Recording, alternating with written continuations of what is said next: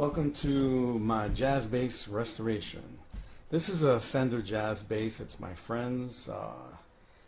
It's made in Mexico in around 1996-97. He allowed it to sit in a basement for many years, and it was under some pressure. So there's some buzzing on the frets, and but we're going to do a complete setup when we're done cleaning it.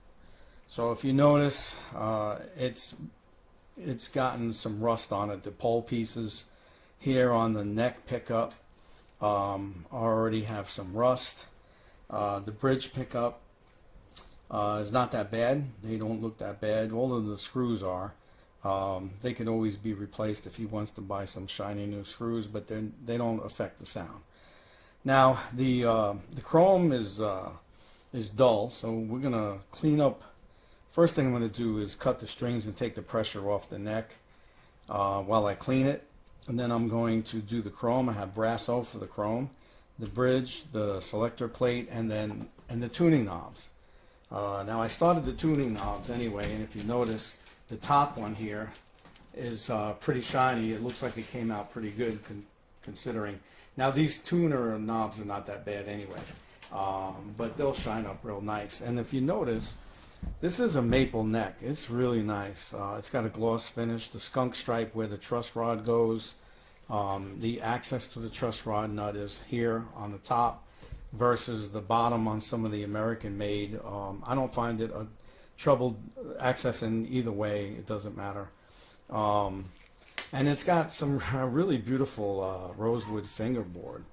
So when I clean these frets, I'm going to use this protector and try to get the luster back out of the frets, and then I have oil for the rosewood. I'm also going to clean up the whole body. This is a poplar body, and I believe this color is a Lake Placid blue. It could be Tide Pool, but I think it's Lake Placid blue. They're very close in color. So I have polish for the body, and I'm just going to use a regular warm damp rag on the pick guard, because the pick guard should come clean anyway. You don't need polish on the pick guard.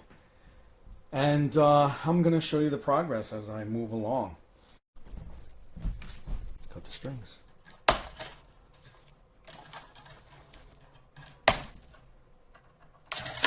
Don't need these no more.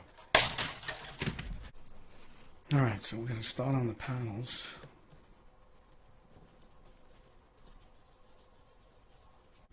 Okay, so we're done with shining this up with the brasso. The tuners are finished. So we're moving right along. We took the buttons off. So let's take a look at what it will look like by the time we're done polishing the oil and the wood. What a difference. The difference, even if we dry it.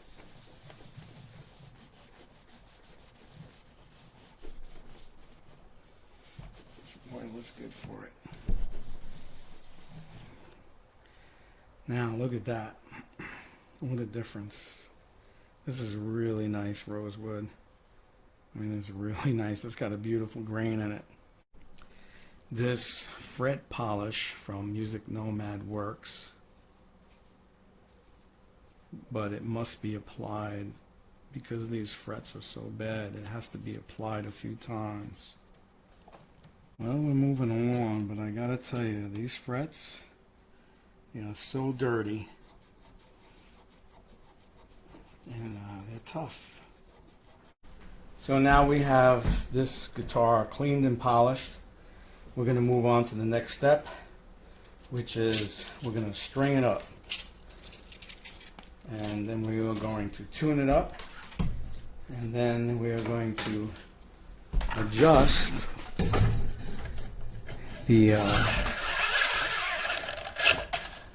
action and the intonation. The strings are always a little bit long, so this is going to wrap around this way, and we don't need all of this, so we're going to cut. First thing we're going to do is we're going to bend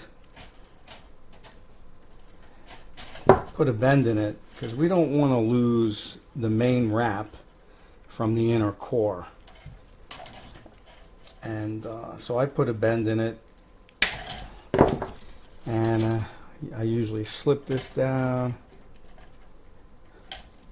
Let's get it here. And I will wrap it at least twice. And then we're going to start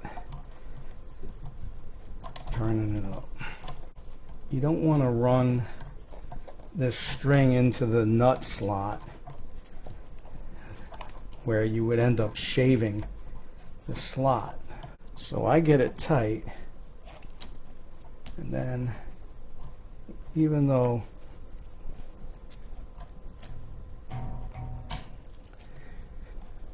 so that's good. I usually tighten it, and then I lay it in the slot, and if at that point then I'm just tightening it a little bit more, and that's a good start.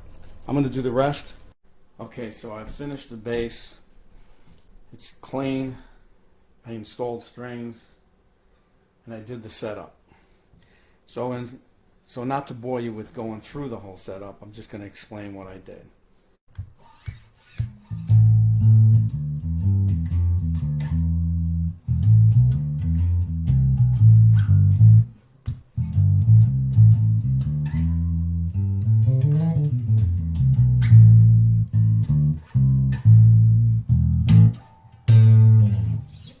Sounds pretty good.